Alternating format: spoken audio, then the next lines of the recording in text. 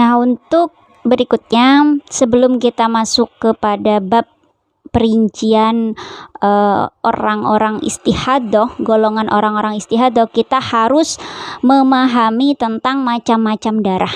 Ya, jadi darah haid itu teman-teman itu beda-beda.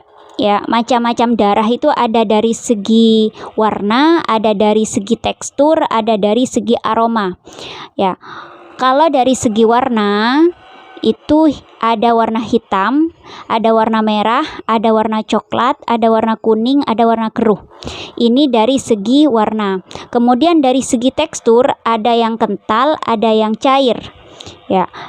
Lalu dari segi aroma, darah itu ada yang berbau amis, anyir kayak gitu, nggak enak lah pokoknya ya. Ada yang tidak berbau. Seperti itu. Nah, untuk hitungan atau kategori kuat lemahnya darah ini diurut dari atas.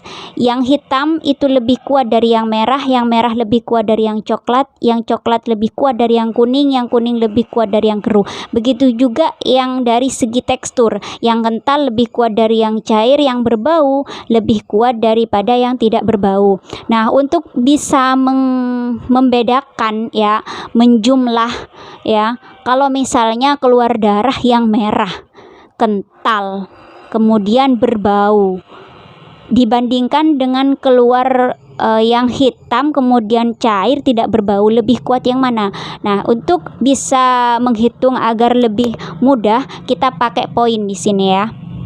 Jadi hitam itu kita kasih poin 5. Yang merah kita kasih poin 4. Yang coklat kita kasih poin 3. Yang kuning kita kasih poin 2. Yang keruh ini kita kasih poin 1.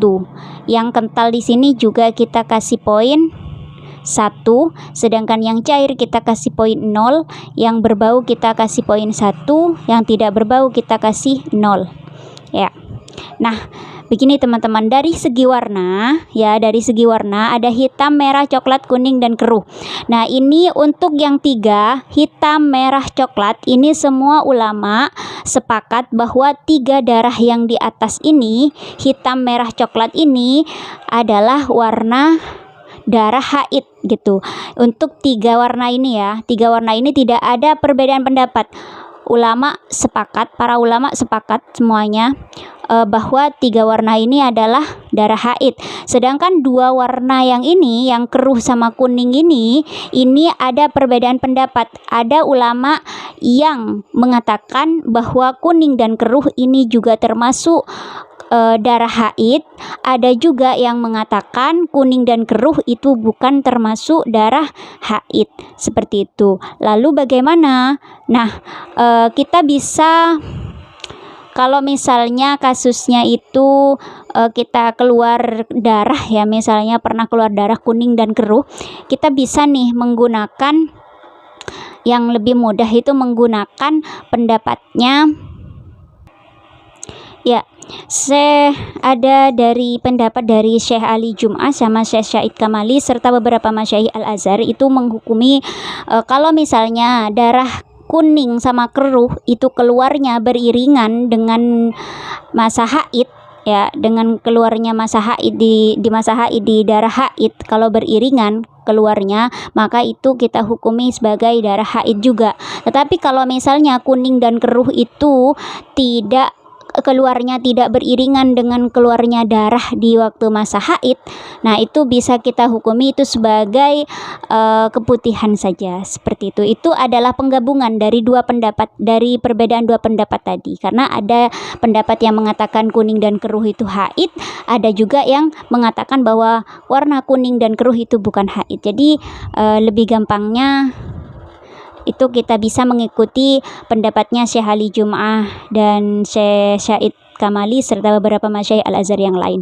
Seperti itu, seperti yang saya jelaskan barusan. Oke, ya, untuk kembali lagi untuk bisa menghitung poin-poin ini, untuk kita mengetahui lebih kuat yang mana sih, darah yang hitam namun cair, apa yang merah namun kental. Seperti itu ya. Oke. Yang pertama, misalnya kita keluar darah nih. Misalnya kita keluar darah hitam. hitam kemudian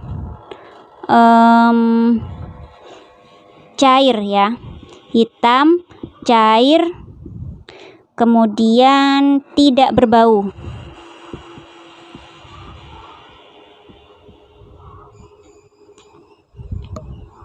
Hitam cair tidak berbau. Nah, ini kita total hitam ini poinnya berapa? Poin hitam adalah 5 ya. Kemudian cair 0. Tidak berbau juga 0. Berarti ini mendapatkan poin 5. Kita bandingkan dengan darah yang merah. Merah kental berbau. Ya. Merah kental berbau. Merah ini poinnya 4. Ya, 4. Kental poinnya 1. Kemudian berbau 1. Berarti lebih kuat yang bawah daripada yang atas, meskipun yang atas dari segi warna ini lebih kuat gitu. Tapi kan ada warna yang memang kental, ada yang enggak kental, yang cair seperti itu kan, dari jenis-jenis darah kayak gitu. Nah, oleh sebab itu untuk bisa mentotal ya, membedakan lebih kuat yang mana, kita bisa menggunakan rumus yang ini. Cuma ada juga ulama yang berpendapat untuk lebih mudahnya kita hanya berpaku kepada warna saja. Jadi kita cukup menggunakan rumus warna saja. Jadi warna hitam itu sudah lebih kuat dari merah, merah lebih kuat dari coklat, coklat dari kuning, kuning dari keruh. Seperti itu. Ini ada juga ulama yang menyarankan hanya pacuannya hanya dari segi warna agar tidak terlalu tidak terlalu kesulitan seperti itu, karena kadang untuk membedakan bau dan tidaknya itu juga kita kesulitan cair dan tidaknya, apalagi tentang cair, ini agak cair apa agak kental gitu, kita kadang kesulitan gitu. Jadi kalau memang kesulitan nggak bisa membedakan yang itu, kita acuan pertamanya adalah dari segi warna seperti itu. Nah, kenapa kita harus mengetahui tentang macam-macam darah, ya, jenis-jenis darah? Karena ini bisa berpengaruh kepada hukum-hukum istihadah. Jadi kalau hukum istihadah itu misalnya keluar darah selama 15 hari, itu tidak semuanya langsung dihukumi 15 hari itu haid. Kemudian sisanya misalnya lebihnya itu keluar masih lanjut darahnya dari 15 hari itu masih lanjut sampai 17 hari, 18 hari, 20 hari dan seterusnya misalnya. Kemudian langsung dihukumi 15 hari haid, enggak, karena enggak seperti itu. Tetapi yang dihitung haid itu adalah warna darah yang paling kuat. Mohon maaf, macam-macam darah ya, jenis darah yang paling kuat, yaitu kalau dalam istilah kitabnya itu bisa dikatakan darah qawi, yang lemah itu dikatakan sebagai darah dhaif seperti itu. Jadi yang paling kuat kalau misalnya keluar darah sampai 15 hari ya, 15 hari itu keluar darah sampai 15 hari sampai lebih 17 ini keluar darah tanpa henti misalnya. Kemudian bukan yang 15 langsung dikatakan haid semua dan sisanya istihadah, tidak, tetapi ini harus dihitung darah kuatnya berapa, darah lemahnya berapa, dalam jangka waktu 15 hari ini harus dihitung ya. Makanya kita penting untuk ketika mengalami haid itu dicatat darah kuatnya berapa, darah lemahnya berapa, minimal dari segi warna seperti itu. Kalau nggak bisa dari semuanya, minimal dari segi warna itu yang harus dicatat. Misalnya hari pertama darah apa ya, kuat apa lemah, hari kedua kuat apa lemah. Takutnya nanti keluarnya itu lebih dari 15 hari, maka yang dihukumi itu jangan langsung ambil 15 hari haid, 16 hari ke berikutnya istihadah, nggak seperti itu hukumnya, tapi mengambil yang kuat saja yang dihukumi haid seperti itu. Sekali lagi, ini ketika sudah melampaui 15 hari ya. Kalau misalnya masih dalam waktu 15 hari ini keluar darah macam-macam, ada darah hitam, kemudian merah ya, lalu kuning, keruh dan seterusnya. Misalnya ini keluar dalam jangka 15 hari, ini semuanya masih haid.